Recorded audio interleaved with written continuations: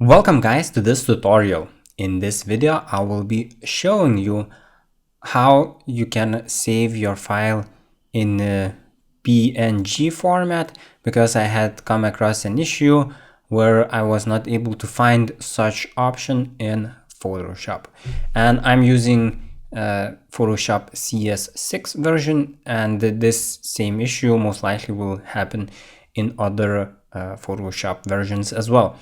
And here I have a random picture taken from Google, and if I go to show you the problem, if I go and press save as, here is JPG, and you can see that PNG format is nowhere to be found.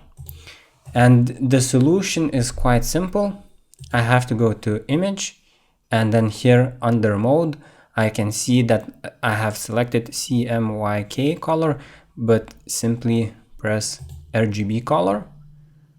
And if I press save as, you can see that this panel has increased and there are more options, and I can select PNG format right here.